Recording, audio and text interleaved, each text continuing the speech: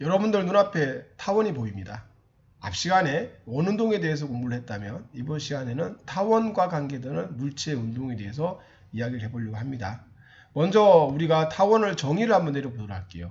타원의 정의는 두 초점으로부터 떨어진 거리 합이 어떻다 우리가 일정한 값을 초점이라고 그러죠. 자, 우리 타원을 그려봤고요. 초점을 이은 긴 선, 가장 긴 쪽, 이걸 장축이라고 그러고요. 가장 짧은 쪽을 단축이라고 그러죠. 장축과 단축이 만난 이 점, 여기를 우리 뭐라고 하나요? 중심이라고 하고 있습니다. 타원의 중심이라고 하고 있습니다. 자, 그리고 우리가 이 장축의 반, 이걸 우리는 긴 반지름이라고 그러고요. 단축의 우리가 반을 우리는 짧은 반지름이라고 정의를 내리고 있습니다. 점이 있습니다. 이 점은 누구일까요? 사실은 행성입니다. 자, 이 행성은 정지되어 있나요? 아니면 움직이고 있나요? 네, 움직이고 있죠. 어떻게 움직이고 있나요? 네, 이 행성은 공전을 하고 있습니다. 어떻게? 타원 궤도로 공전을 하고 있어요. 자, 이 타원 궤도 공전을 하는데 누군가 이 행성을 잡아당기고 있죠. 누가요? 태양이 이 행성을 잡아당기고 있어요. 그래서 우리가 행성은 태양을 하나의 초점으로 타원 궤도의 운동을 하고 있다. 이걸 우리는 케플러 제 몇 법칙? 1법칙을 하고요. 운동 방향은 공전 방향 반시계 방향으로 공전하고 있습니다. 자, 케플러 제1법칙 뭐라고 우리가 타원 궤도의 법칙이라는 걸 여러분들이 확인할 수 있습니다. 자, 이 점은 뭐죠? 네, 맞습니다. 행성입니다. 이 행성은 우리 배웠던 케플러 제1법칙 태양을 하나의 초점으로 타원 운동을 하고 있는 걸 여러분들을 잘 알고 있습니다. 자, 이 행성이 1번 위치에서 P라는 점에서 이렇게 공전하고 있고요. 그 다음에 이렇게 Q라는 점에서 이렇게 공전을 하고 있어요. 자, 질문 한번 해볼게요. P에서의 행성의 속력과 Q에서의 행성의 속력 어떤 게 더 빠를까요? 네, P. 이유는 화살표가 더 기니까. 네, 맞습니다.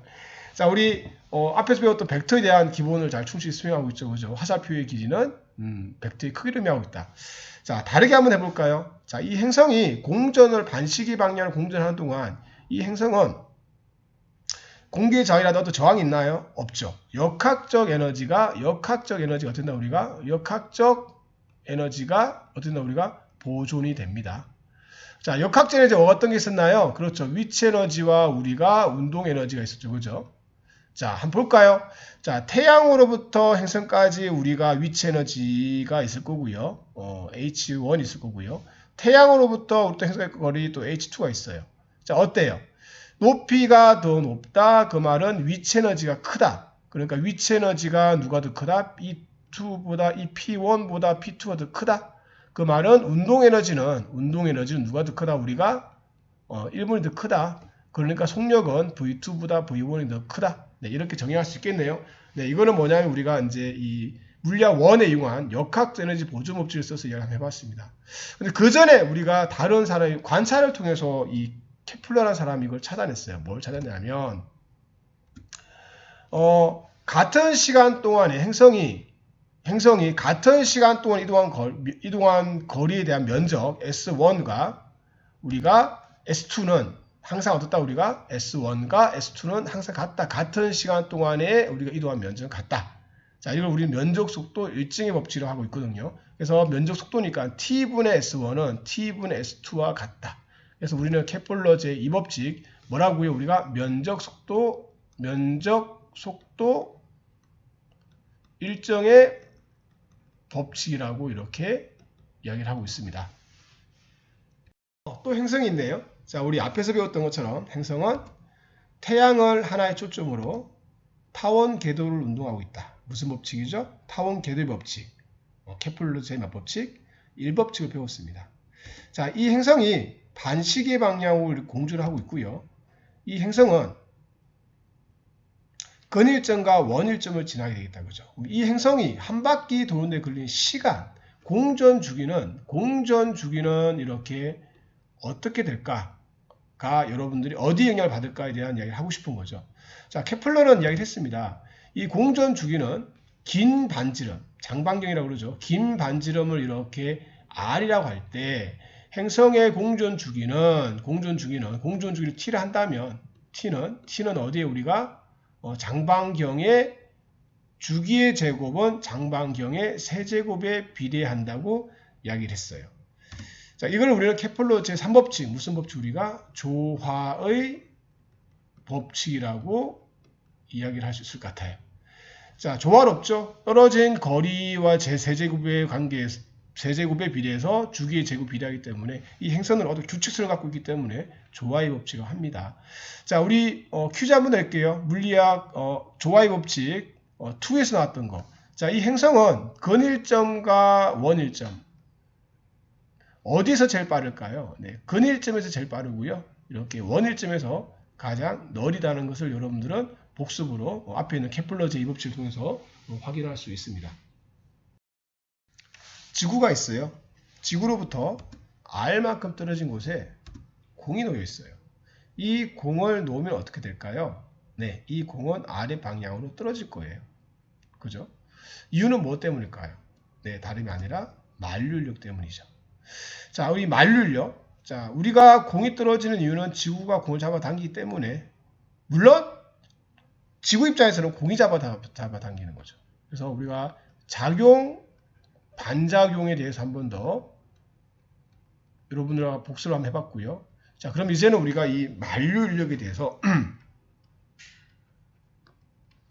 어떻게 정의 내릴까요? 만류인력 F는 어떻게 되나요? 만류인력 상수 G에 떨어진 거리의 제곱에 반비례하고 어떻게? 질량의 곱에 비례한다. 지구의 질량을 라지 M, 공의 질량을 스몰 m을 둔다면 이렇게 표현할 수가 있겠다. 그죠? 여기서 우리가 잠시 한번 본다면 의문점이 생겨요. 선생님, 만류인력은 중력 같으니까 중력은 mg지 않습니까? 그렇죠? 근데 우리가 이 식을 비교해 보게 된다면 이 값, 지구의 질량과 떨어진 거리, G는 선생님 우리가 만류 상수에다가 R 제곱분의 m이라는 식이 나오지 않습니까? 그 말은 저희가 떨어진 거리가 커지게 되면 이 값에 따라서 중력 가속도 바뀐다는 것을 의미하고 있는데, 우리가 물리학 1에서는 중력 가속도는 물리학 1에서 우리가 중력 가속도는 10m/s 제곱이라고 상수로 배웠지 않았습니까? 그러면 약간 어폐가 있습니다, 말에. 네, 아닙니다. 여기서 우리가 R은 우리가 지구로부터 떨어진 거는 공이 나와 있는데, 만약에 지표면에 어떤 사람이 이렇게 있다면, 너무 작죠. 보이지도 않겠다, 그죠? 있다면, 우리가 지구에 우리가 반지름을 우리가 R이라고 6,400km라고 한다면, 이 중력 가속도는 지표면에서, 이 값은 어디에서 우리가 지표면에서 우리가 중력 가속도에 대한 식인 거예요. 지표 운동을 하기 때문에. 그래서 지표를 바꾼다면 지구의 반지름이 라지 R이니까 중력 가속도 G는 G의 R 제곱분의 mm을 하게 되면, 질량의 곱을 하게 되면 아니죠. 죄송합니다. 여긴 질량을 버려야 되겠다. 그죠? 날리고요. G의 R 제곱 m을 하게 되면 대략적으로 10m/s 제곱이 나온다는 걸 여러분들이 확인할 수가 있어요.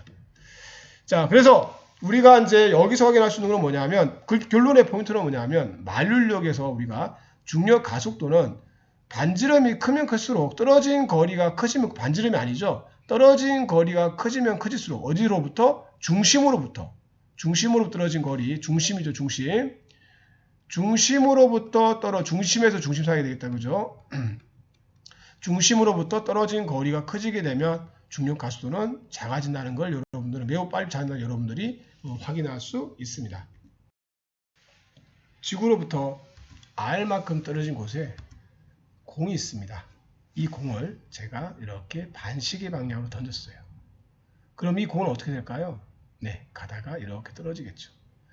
자, 조금 더 세게 던지면 조금 더 멀리 가겠죠. 만약에 제가 너무너무 좀 슈퍼맨이어서 이 공을 어느 정도 더 세게 던진다면, 어느 속도 던지게 된다면 이 공은 이렇게 원운동을 하게 될 거예요.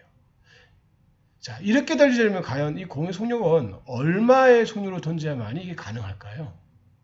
자, 이곳에 대해서 여러분들과 함께 이야기를 나눠보려고 합니다. 자, 우리는 물체가 원운동을 한다. 원운동. 등속 원운동을 하고 있다. 자, 뭐가 나올까요? 네, 바로 뭐냐면 뉴턴의 운동 제법칙이 정말 중요한 법칙이죠. 그대로 써보도록 할게요. F는 뭐다 우리가? ma. 자, 왜 F는 m을 썼을까요? 네, 맞습니다. 이 공은 왜 원운동을 하게 될까요? 왜 떨어질까요? 운동 방향이. 네, 중력 때문이죠. 만류력 때문이죠. 만류력. 만류력이 작용하지 않는다면 얘는 절대로 원운동을 하지 않겠죠. 다시 말하면 여기 있는 F라는 것은 뭐냐면 만류력이 있다 그죠? 만류력. 그 결과 얘는 뭐한다? 우리가 구심 가속도 운동을 하겠다 그죠? 자, 그래서 만류력 공식 G는 뭐다? 우리가 G는 지구의 질량을 라지 M, 공의 질량을 스몰 m이라 한다면 G에 R 제곱분의 m이라 쓸 수 있겠다 그죠? 그래서 m에다가 구심 가속도 어떻게 나요? 공식 기억나나요? R분의 V제곱. 기억나나요? 우리는 속력을 찾고자 한 거니까. 자, 우리가 날아가고 자, 반지름도 이렇게 되니까 우리가 V는 루트에 R에 GM이라는 식이 만들어집니다. 아, 요 정도의 속도로 던져야 되는구나. 자, 그렇다면 뭐 만약에 지표면이라면 이 값이 지표면이라면 R 값이 우리가 지구의 반지름 R이라면 대략 계산이 7.8km/초가 대략적으로 나와요. 지표면이라면. 자, 그러면 우리가 다시 지표면의 아닌 곳을 다시 돌아와서 우리가 여기를 다시 가볼게요. V는 루트에 R분의 GM을 배웠어요. 근데 던지고 나니까 한 바퀴 도는데 걸리는 우리가 주기도 구할 수 있겠다. 그죠? 주기를 구하려고 하니까 V는 뭐다? V는 어떻게 되죠? T분의 뭐다? 우리가 2파이 R이 되니까 등속 운동에서 루트에 R분의 GM이 되겠다. 그죠? 양쪽을 제곱하게 되니까 어떻게 되나요? 4파이 제곱에 R 제곱 나누기 T 제곱은 R분의 GM이 된다. 그죠? 넘어가게 보게 되면 정리해 보게 되면 T 제곱은 GM분의 4파이 제곱에 R 세제곱이 된 걸 여러분들 확인할 수 있습니다. 어디서 보지 않았어요? T제곱은 R 세제곱에 비례한다. 네, 조화의 법칙이 기억나나요? 정말 케플러라는 사람은 이 관찰을 통해서 이걸 찾아낸 아주 대단한 과학자라고 확인할 수 있을 것 같아요. 자, 물론 여러분들 각 속도도 구할 수 있겠죠? 각 속도는 R분의 V가 되니까 각 속도는 어떻게 될까요? 루트에 R 세제곱분의 GM이 된다는 걸 여러분들이 확인할 수 있습니다.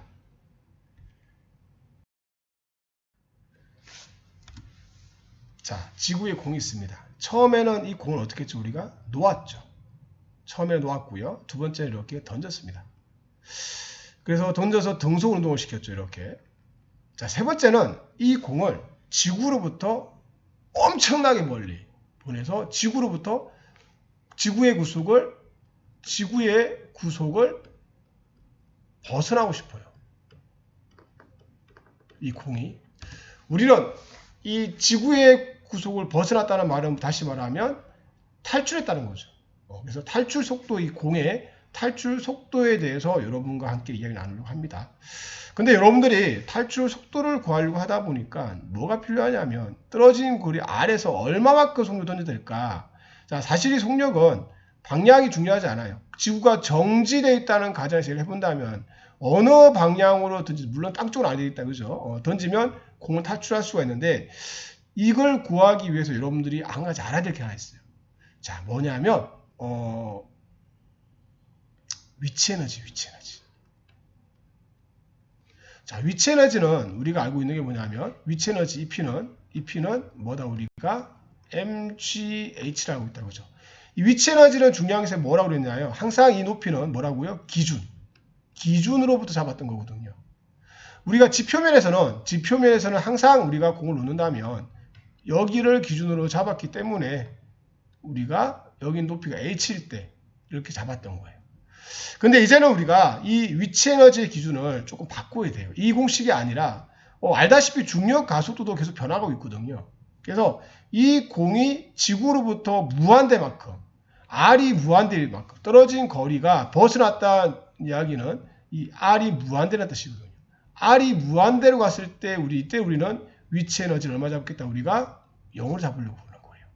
그러면 이 공은 무한대가 아닌 떨어진 R만큼 곳의 공은 사실은 위치 에너지가 뭐가 될까요? 네, 음수가 됩니다. 공이 떨어지기 때문에 그만큼 에너지를 더 우리가 손실했다 볼 수가 있겠죠. 그죠? 자, 그래서 이때 우리가 이제 지금과 같이 이 만류인력을 이용한 지표면이 아닌 경우에는 우리 일반적인 공식은 위치 에너지는 R이 무한대가 0일 때 잡는다면 위치 에너지는 마이너스 G의 R분의 M이 돼요. 물론 지구의 질량을 라지 M, 공의 질량을 스몰 m이라 한다면 이렇게 위치를 잡을 수가 있어요. 여러분들이 알고 계셔야 돼요. 자, 증명은 여러분들이 개인적으로 해보시고 궁금하면 질문하면 제가 따로 답변을 해드리도록 하겠습니다. 알고 계시면 되기 때문에 굳이 고민하지 않겠습니다. 자, 그러면 이 공이 지표면으로 지구로부터 벗어났다. 최소한의 속력은 얼마인가? 탈출 속도는 그 최소한 속력을 탈출 속도로 하는데요. 이 공이 과연 벗어나서 우리가 여기서 공을 던져서 벗어났는데 얘가 벗어나서 동시에 속력이 얼마일 때 최소될까요? 네, 속력이 0이 되면 최소가 되겠다. 그죠? 그래서 지구의 구소로 벗어났다라는 이야기를 이야기해본다면 이걸 총괄해 본다면 위치는 우리가 역학적 에너지가 얼마이다 우리가 0이라는 거 여러분들은 확인할 수가 있어요. 자, 그러면 여기서 우리가 공을 던진 이 위치, 여기서의 역학적 에너지는 어떻게 될까요? 네, 역학적 에너지는 위치 에너지 더하기 뭐가 될까요? 운동 에너지가 되겠다. 그죠? 근데 여기는 뭐냐면 우리가 공기 저항이 없기 때문에 역학적 에너지가 보존이 되는 거예요.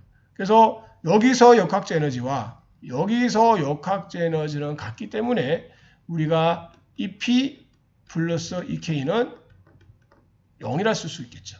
이 조건을 만족할 때 얘는 탈출할 수 있다는 거예요. 자, 그러면 써보게 되면 마이너스 G의 R분의 MM 플러스 2분의 1mv 제곱은 0이 됩니다.